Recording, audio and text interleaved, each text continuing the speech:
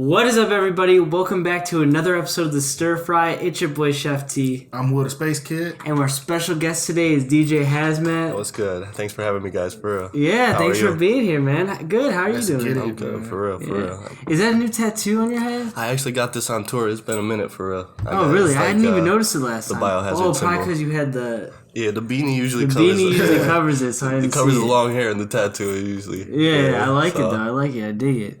Fits you. So you're a DJ, producer, and now artist. Yes, sir. Yes, sir. So how did you get started in music? Let's hear the origin story. It started back when I was a kid, probably about like 8. Okay. I made my first song on the piano. We had a piano at our house. Okay. And that shit was called like Knight's Kingdom or something like that. It was just small chords and everything.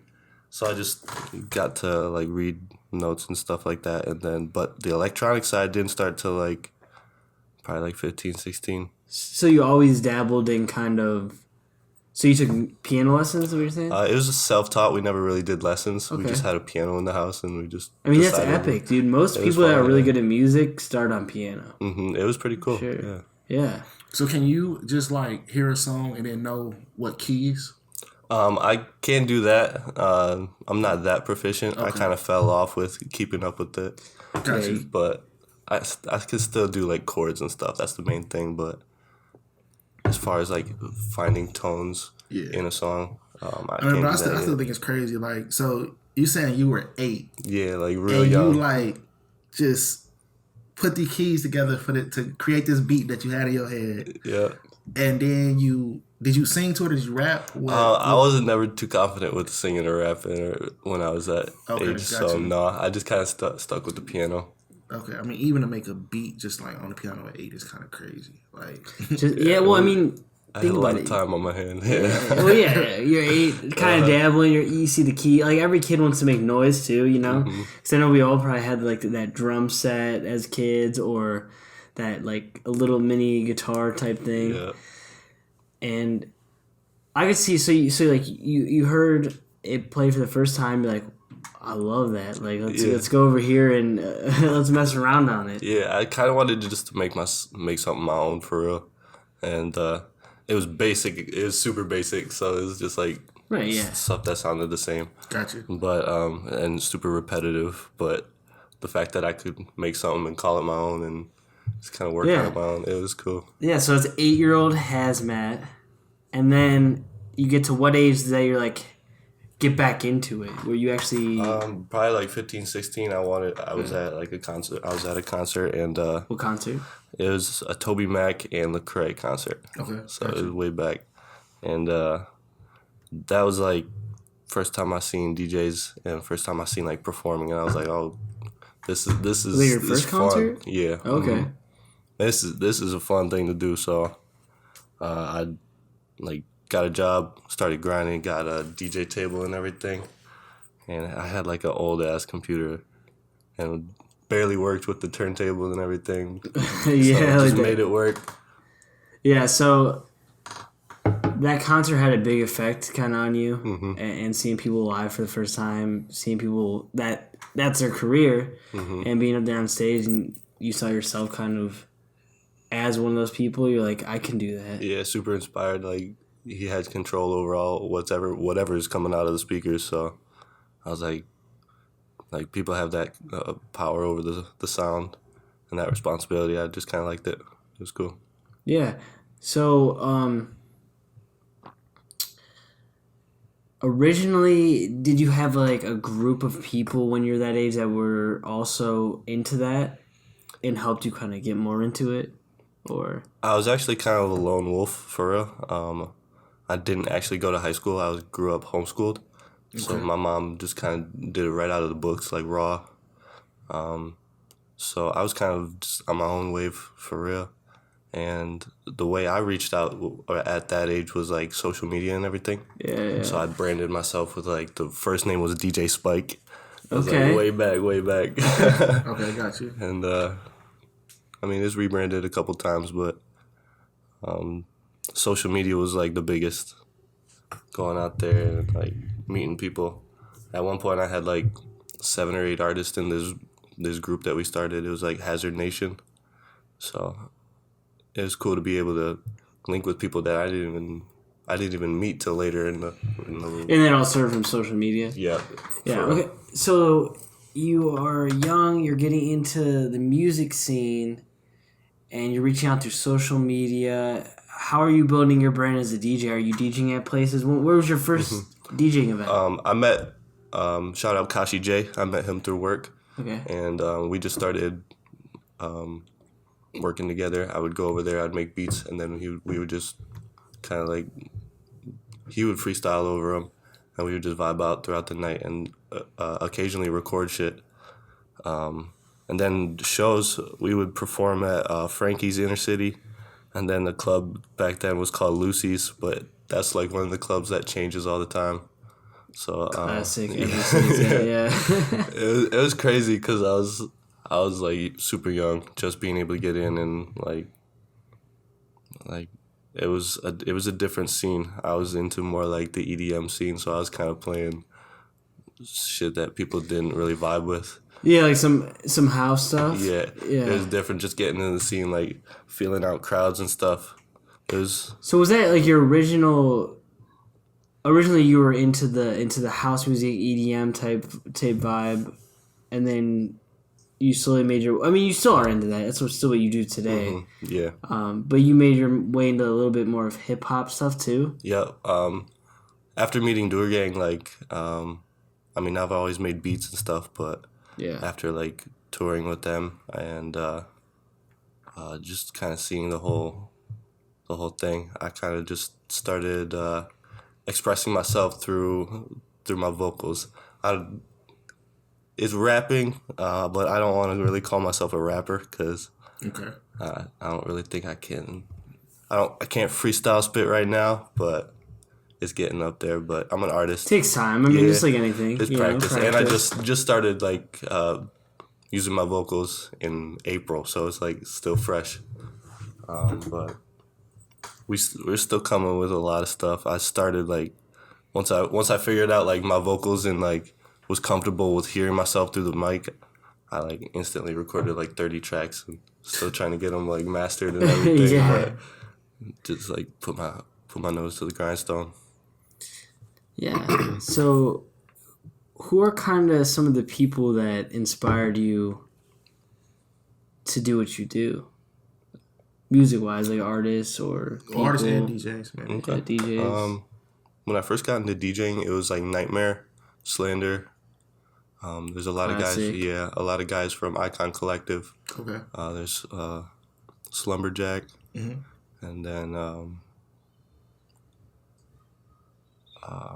Prototype. He was a cool one. He kind of like started in it. And then as far as like rappers, Lecrae was a big one. Tadashi, a lot of the 116 clique was when I first started listening to rap. And then I kind of like listened to Eminem a little bit. Okay. And then got hooked on him for a little bit. Just a little bit. Yeah, just a little bit. For a little bit. Yeah. Yeah, I mean you're naming like a lot of people that normally people don't name. You know. I want to make sure. So we're talking about Lecrae, like he was a Christian rapper. Mm-hmm. Okay. Yeah. What kind of like drew you towards him? We kind of grew up in that scene. My mom was a single mom. Okay. Shout out her. She was amazing. She's an amazing woman. Okay. But she was always kind of conservative and pushed us that way. Okay. So we grew up in the church, kind of in and out of it, bounced around a lot. And so he was a big one in the scene, kind of. So I guess what I'm getting at is like, I know it's a lot of Christian rappers, and then people will listen to them, like, and people won't listen again. True. So what do you feel like made you kind of like, man, this is actually good Christian rap? Like, what do you feel like it was? He spoke a lot of like down to earth stuff, so he would express a lot of what he would go through and what he'd seen. Gotcha. And he didn't really like going by the label Christian, and he would say a lot about that in like church clothes volumes. that he had. He had like 2 or 3 of them, and he would just want to be like, he would express that he was just like a regular artist to everybody, but like the Christian is always put on there. Yeah. Okay, I get it. I don't know. What he drew me with was the way how each of his songs were different. Like, he wouldn't go with the same vibe every time, and he would always have a message with each song. So it would either be turning up, and he would be about that, but right. I feel like he probably showed something in all of us where it's like we, all of the mainstream artists feel like they fill the same void, but he's somebody that speaks to a different type of people, and to be able to kind of feel like you could make it having different values and, rapping about fuck bitches get money, or, rapping about other, you can like stay true to yourself, really is what I'm trying. Yeah, so you can stay true to yourself and be yourself, and you can get famous from that, and you can make money, make a career out of it, being yourself. He's definitely spoke and had a voice for a lot of people that were just like beginning to open themselves to hip-hop music or rap, but would kind of be cautious because of all like the persona on it, like all the right fuck bitches get money, all that, and all the cursing, obviously. But it would just kind of like open up a new lane and open people's minds a little bit more with the message he was putting across. Him and Andy Mineo a lot. They're both solid rappers, solid artists, solid people for real. You still listen to him today? Yeah, you still follow him closely? Awesome. And they're both still dropping stuff too, which is crazy that they've been relevant for 10, 12 plus years. Yeah. See, I personally haven't listened to them, but I'll have to give them a shot for sure. They're definitely awesome. Yeah. You talk about, a lot about spirituality and mental health, and I know you do a lot of stuff with, meditation. Mm-hmm. Yeah, every day I try to meditate right in the morning, and especially right before I go to bed. It's been crucial to my health and diet, honestly. Well, how important is I feel like people don't want to talk about it, So how important is mental health to you, and making sure that you maintain it through, because meditation is kind of like a workout. Mm-hmm. It's like you're working out your breathing, you're working out your mental health, basically. Yeah, it's just like building a muscle. You just gotta do it every day, and you definitely learn from it. It's like calming your mind, so you, instead of just like focusing on like, okay, what do I gotta do next? What I gotta do next? I sit myself down. I gotta be like, all right, take some time for yourself, reset, like connect with whatever you want to call it, God, the universe, and just get myself ready for the next thing. Yeah. For real. Just would you recommend? Do you think everyone should try it out? I agree. Yeah, I believe everybody should try it, and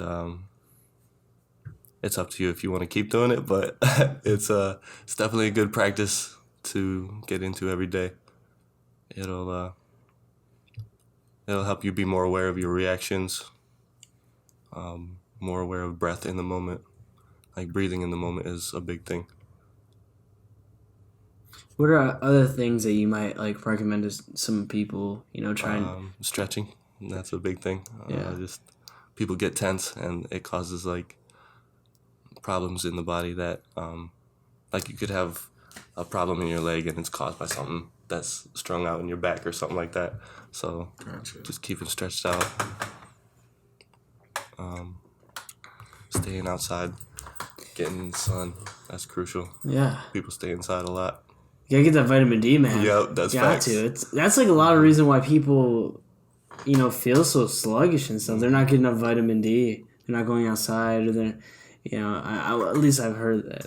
I mean, I think that's probably the truth. But what has doing these things like meditation done done for your music? How has it influenced your music? Like all that type of stuff that you're super passionate about behind the scenes. How does it influence your music? It helps me stay on focus with the vision, what I want to portray, what I want to say, and it kind of helps me collect my thoughts, and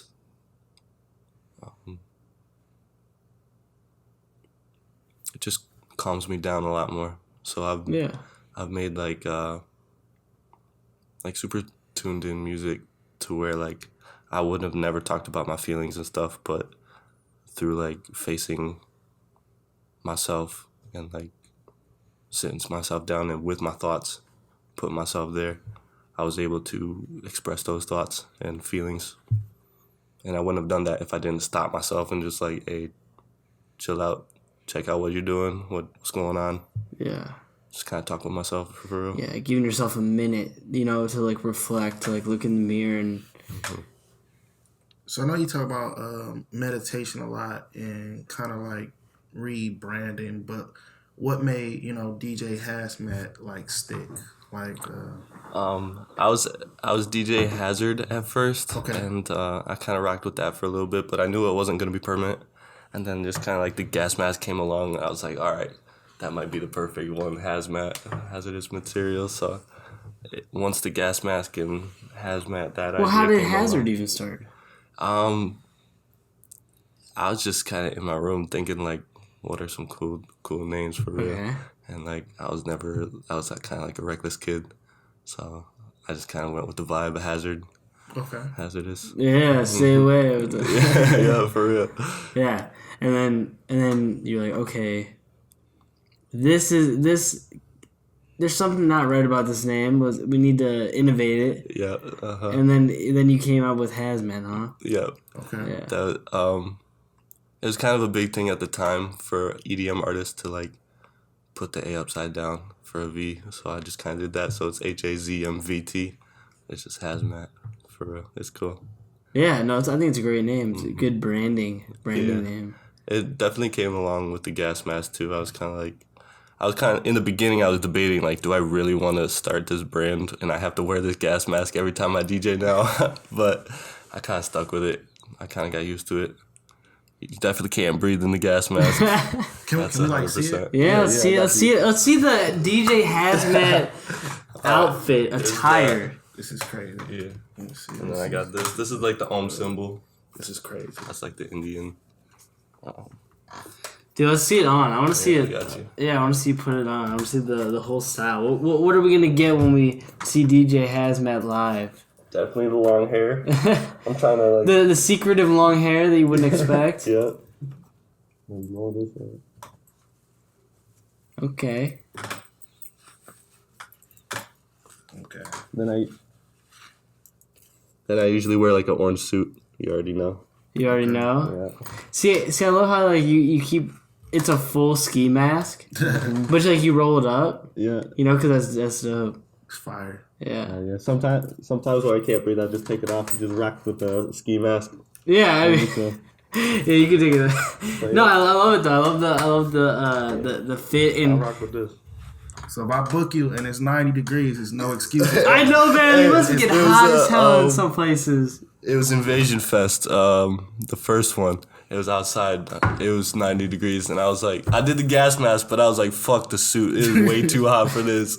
So, 90 degrees, I might not do the suit, okay, but I still rock with the gas mask. I got you, dude. I want to see you get like a custom one of those. I was thinking about it. I have I gotta find a designer, like an engineer for it. Yeah. But I want to do like they make some crazy ones. Where I can just like touch a button over here and it's connected to a CO2 tank and I can just spray the crowd with CO2.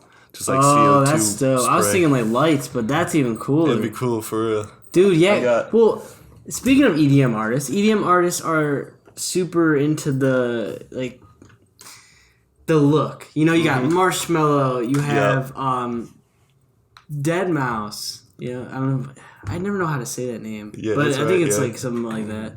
Deadmau5, I don't know, whatever. But yeah, you have people like them, and they have these huge ass helmets, and the secretive kind of look.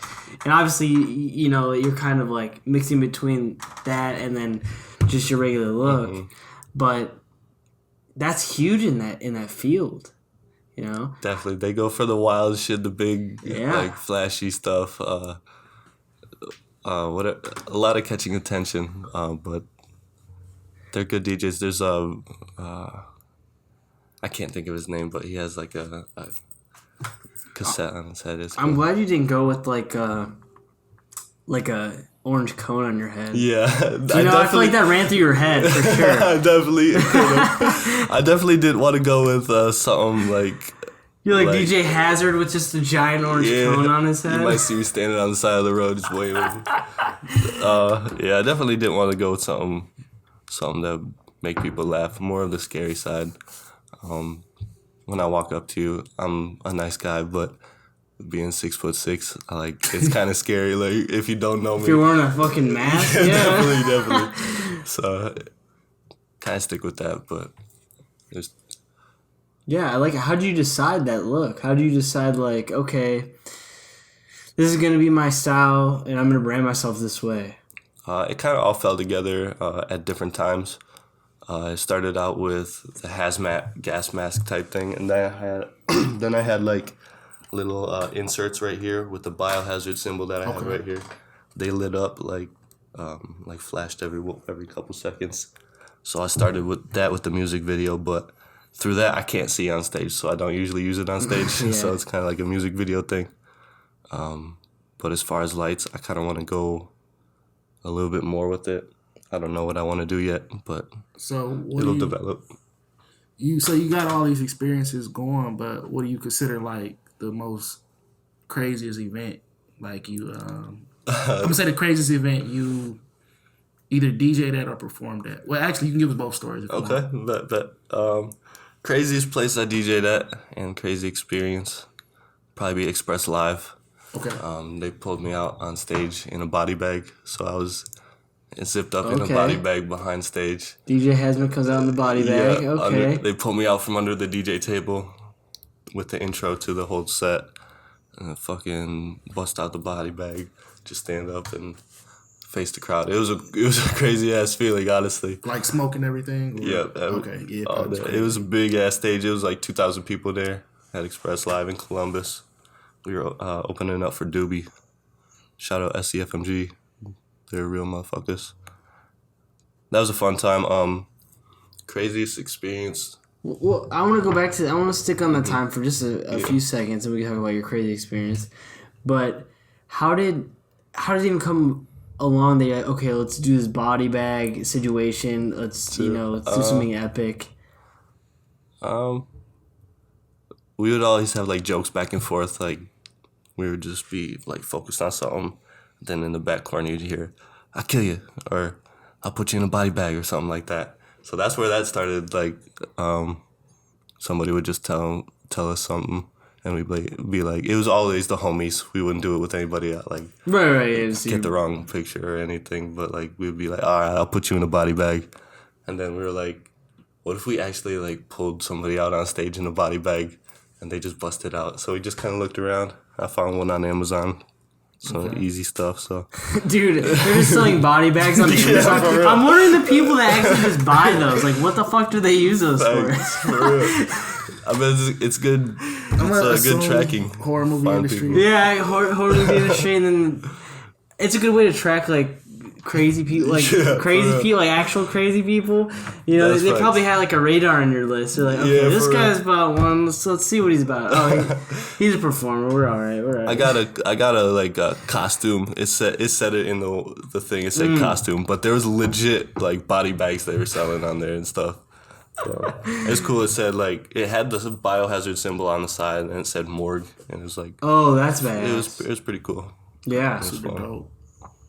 Yeah, that's definitely something like you'd use for like a movie scene. Mm-hmm. Dude, I'm waiting for I want the DJ Hazmat like attire, man. I actually got some stuff in mind. I'll say it. I got like an orange sweatshirt. It's got like the biohazard on here. It'll be young and intelligent on each side. Okay. And then I got some lyrics from that. I'll put them on the back. It says, "Smarter you act, responsibility. quicker you act, response agility. So that'll be on the back. It'll be really, really sweet. That sounds dope, yeah. Hope to have that out by September. For sure. Let me know what cop one. All right, bet. And I know you do. So I see on your Instagram you're the owner and CEO of, is that a clothing line? Mm-hmm. Right? 45 bands. Yep. Yeah, tell us about that. I kind of started that up along with the Hazmat brand. I knew I wanted to get into clothing and like eventually sell my own clothing. So I kind of started that up. It's not LLC'd yet, which I'm probably gonna have to do that real soon. Yeah, before someone steals it. Yeah, for real. So I'm gonna do that. But it's always been like a platform where I could promote everything and people would go to and see 45 bands. So I kind of sold through there with some merch. And I almost think that, dude, I don't know, Hazmat just sounds like a great clothing line. yeah, that's facts. You know what I'm saying? Mm-hmm. Like, that just Might have to just stick with that, yeah. I don't know, that just hits. Yeah. Because it works your brand and it works, I mean, it's just a catchy name, yeah. Mm-hmm. It definitely is. Well, yeah, with like the upside down, with the V. Yeah. It works well, yeah. Yeah, I kind of surprised myself with that one too. I just thinking a lot. So were you always like a creative person? Like you always were? I always played with Legos, yeah. So I guess yeah. Dude, same. I used to have fucking Lego cities, just hella, dude. When I was a kid, I forget. Somebody just gave me all their old Legos, childhood Legos, and I had this fucking tote filled up to the top with just Legos. Hell yeah. So I built like a bunch of cities. I had my friends come over from all the street kids like down the street and just build like their own house. Yeah. And then like we would just bargain and like live a whole actual city. Yeah, Legos were crazy. Legos are fucking dope. I got into Star Wars Legos too. That was cool. Legos. Yeah. Dude, why do you get a certain age and you can't play with Legos? Yeah, like, I feel like I can build a badass Lego house, man. Like I feel it. Mansion. I feel it. I've seen like some of the big ass sets. I'm like, damn. I wonder how long that took. Yeah. For real. Dude, I think Legos should be for adults too. Agreed. Yeah. Like when does So it's crazy though. It's like there's a time when creativity like that stops. But I don't think it should ever stop. No, definitely not. You know, they say, oh, you're too old to do this. Oh, you're too old to do that. Right. At some point, like, I don't know at what point, like, it became okay, but it's never okay. But, like, people just kind of force it on you, like, okay, you got to grow up. You can't stop, like, you got to stop creating. You got to make a life for yourself. But, like, right. Like, if you want to, you can make a life out of doing what you want and doing what you love. So, like, at least it was pushed on me. You gotta stop this. You gotta stand up. You gotta go to college and shit. Like, but and I think I said, fuck that. Yeah, I mean, I think all of us as artists, you know, as creators, we all kind of feel that. You know, we all feel like we've been told what to do and told we can't do what we want.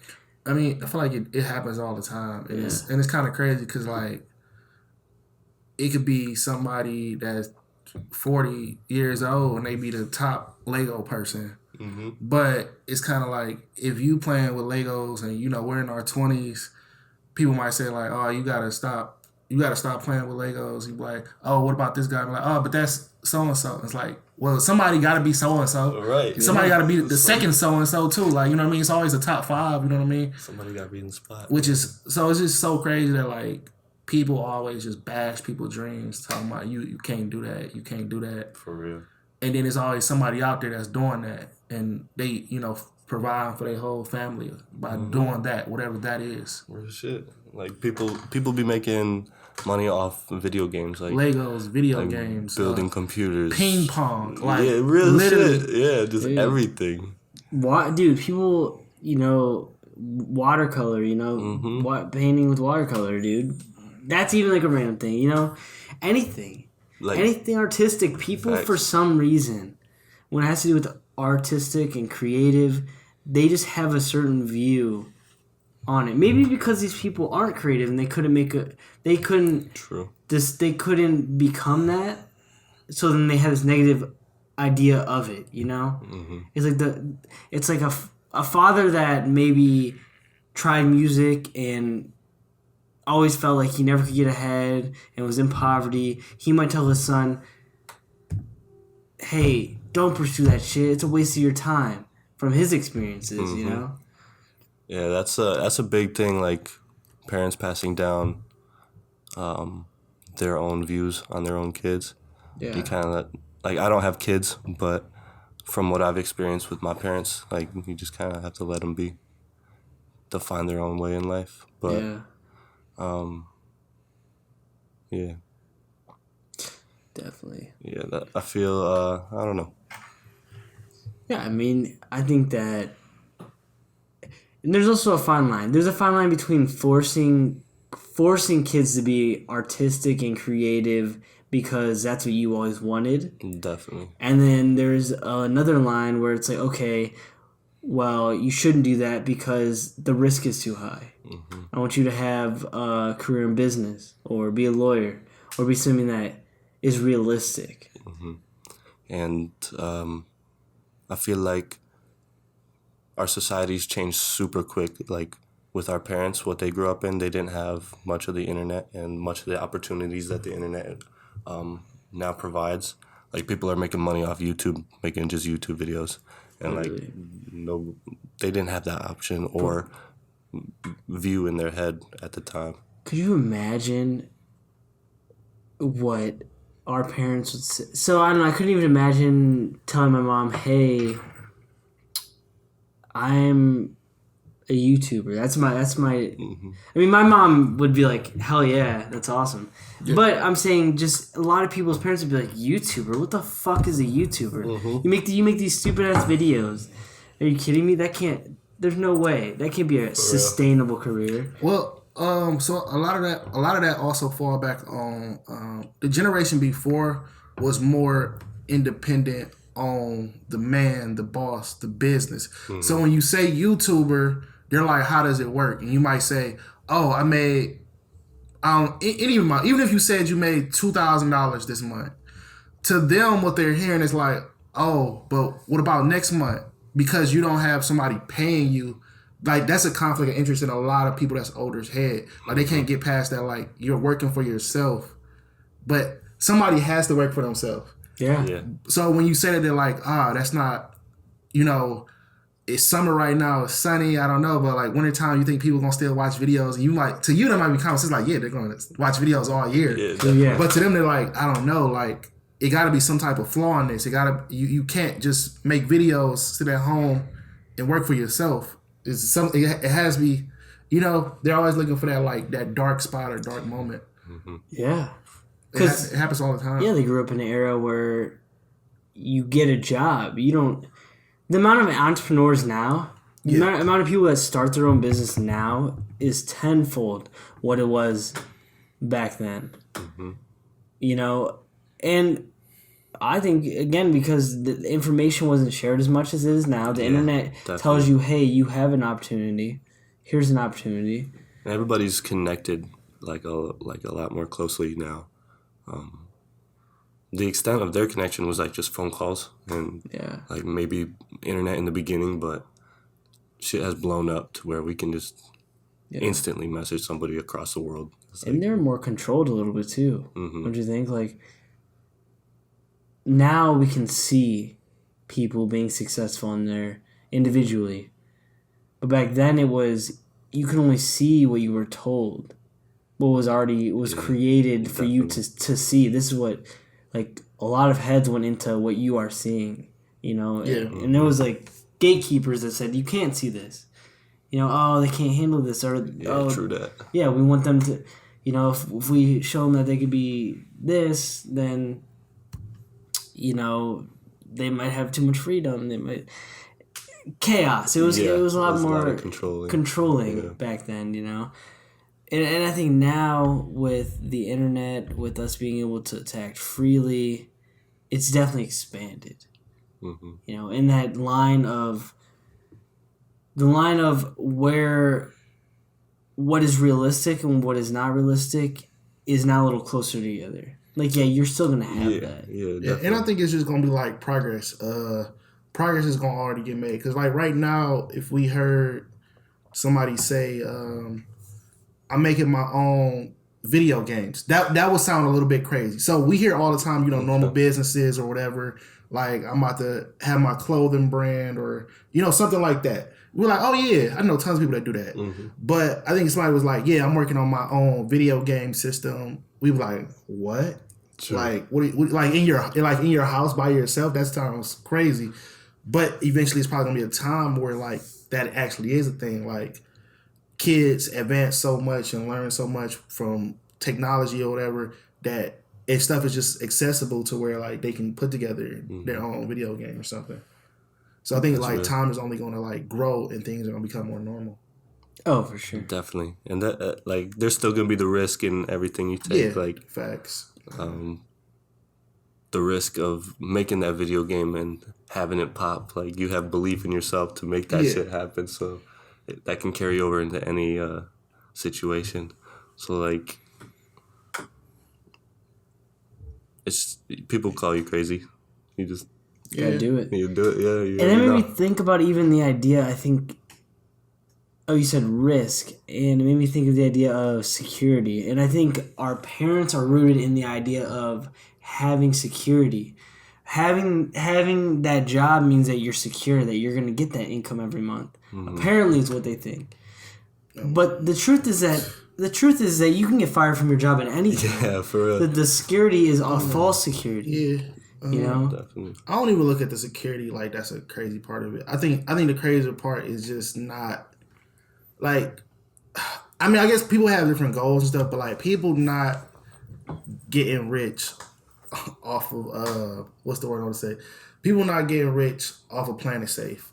Like any story you read from these CEOs or all the people that's hiring all of these people, they didn't play it safe. At some point in time, you know, no matter like how they got the money, it was 10,000 risk, 100,000, $1 million, like where they had to put it on the table and they knew like it might not come back. And it didn't come back for everybody, but at least they can say like, you know, they played, you know what I mean? Like you can't, I don't know, like I feel like everybody should have at least a period in their life where they just don't play it safe, man. Like at least say you did it and you learned something, but some people are gonna be, I don't know, that's how you get successful. You can't play it safe. That's facts. I forget where I seen this statistic, but it said like a certain percent of all millionaires at once were bankrupt. So like you'll definitely fail at some times, but it's just about learning from it. Yeah. Getting back up. Never fucking letting it just keep you down. Fuck that shit. Yeah, fuck that shit. A lot of people are affected by the debt too, and that's what goes into being a millionaire or being rich or being wealthy. It's like these people take that risk. They go in debt. You know, whether it's you go to school to go, you know, to invest in yourself, or you take out a loan to buy equipment. You know, people don't think about this. They're like, okay, I want to do this, but I don't have any money. Well, you can take out a loan, and if you really believe in it, you'll make it happen. You can. There's a way to get what you want. There's a way to get what you need and what you want to do whatever it is that you desire. That's facts. But you gotta take that risk. You gotta maybe take out that money. You know, no one starts a bit. I doubt anybody in this, especially in this area, opened a business and were like, "Hey, I just saved up all this money and I opened this business." No, they took out a loan and they said, "I'm going to take this chance and open this business." Yeah, there's steps to it, like stuff that everybody got to go through. Like, yeah, just the 1%ers might be able to do that, just save up the money, but most of us like gotta take the loan. Even the 1%ers know that taking out a loan can be sometimes better. Yeah, definitely. In the long term. Definitely build your credit and shows you money responsibility and all that. Yeah, because debt is actually can be beneficial. It's almost like terrible debt, you know, where like the interest rates are crazy and you're overpaying for shit. But debt can be good and it could help out. So what do you want out of your career? Where do you see yourself in years to come? I definitely want to be touring the country and the world, honestly, on my music, getting paid off that. Just thinking long term for real too. Like, I want to be still doing this 10 years from now, still making music, still like getting in the studio consistently. So it's just about kind of like spreading out what content I want to make and what I kind of want to leave behind too. I do want to like spread out into other things. Like I've kind of like spread out into painting just a little bit though. I seen you did like a few things on your Instagram. I like that. It's just expressing any way I can, honestly. Yeah, just leaving my mark on history. That's what I'm trying to do. Leave a mentality. Yeah. So what do you have to say to future Hazmat? So say you're like, I want you to look back on this video. Let's just say you're like 65, right? All right. You know, what do you want to tell old Hazmat?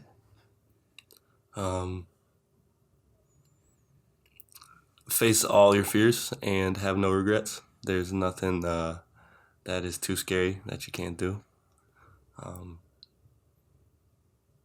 Everything is just an experience. You're going through it, learning from it, and it's honestly a blessing that I can go through this at this time in life with everything that's going on. So yeah, I guess that could carry over to everybody too, for real. Yeah, I think everybody can relate to that. Yeah. Life is a blessing. It's 100%. Gotta live it up every moment and be appreciative and grateful for sure. Being grateful for everything is crucial. That's what attracts more into your life. Being grateful for what you have. Yeah, I agree with you. I think we give out these energies, and I think that good things happen to people that are doing good things and are genuine people for sure. And you could feel it right off the bat too. Like once you look in their eyes, yeah. I don't know. You can get in a room with somebody and you can tell. Yeah, that's 100%. 100%. So do you have any new projects coming out? Yes, actually, September 2nd, I'm dropping my first EP. It'll be like six tracks on there. It's gonna be called Hazardous Material. It's gonna be cool. So it'll be the first one, and then I got another one. After that, I don't have a release date, but I'm working on it with Bobski. It's all recorded, just got to master it. Shout out Audie Ray. He be killing it. He be doing his thing on it. He's definitely the sound god. Yeah, we got to get him in here. Definitely. He's an interesting guy. He's been through a lot, and I see him like all over places, yeah. Oh yeah, well next time you hit up him, tell him to link up with us. Yeah, definitely. I actually have a session with them Tuesday, so I'll definitely tell them then for sure. Put him in a good word, yeah. Awesome. Well, where can everyone find you at social media? Instagram, DJ HAZMVT. Everywhere else you can just Google Hazmat, HAZMVT. Yeah, I usually use Instagram. That's the main thing. I try to keep a limit to social media though. You can start scrolling and it's not good. Swear. I appreciate you guys having me on here for real. Yeah, for sure. Definitely. Yeah, thank you for being on, man. It was great. It was great to hear because obviously we just met you through Monty, and it's great to hear like more about you. Oh yeah, thank you. And what's about? Yeah, it was great having you on. Great story. That was a deep talk too. We went into deep like. Went into it. Yeah, I love it. Yeah, I like deep conversations. Like most of the time, people just be like small talk. But. Yeah, and that's what's great about like our platform is we like to like have a conversation. Yeah, we're asking you questions, but it's more about just conversation, just talking, just getting to know people. How often you sit at a table with people and just talk? Yeah, that's 100%. No phones, like it's crazy. And the people that do sit here and they're on their phone, I can't. I'm like, come on, man. got too much on your mind. Right, yeah. There's some blockers there. But anyways, thank you so much for being here. Thank you guys. I really appreciate it. I did want to say though, that's a dope ass project. One Will. I dropped my project recently. Hell It's called One Will. Apple Music, Spotify, titles on there. One Will by Will the Spacekid. Yeah. Dope project. I love that project. Wombo and Wombo Tour is Life. Wombo's my fucking That's my shit. Yeah. Appreciate that, man. Yeah, Wombo's raw, dude. Right. Well, thank you guys for listening and watching. It's your boy Chef T. It's Will the Spacekid. Hazmat, you already know. Hey, You already know. All right, y'all. So I'll see you next week. Keep it real. Peace. For sure. Thank you all for listening and joining us on another episode of the Stirfry. All the music was created by Steve Ozell.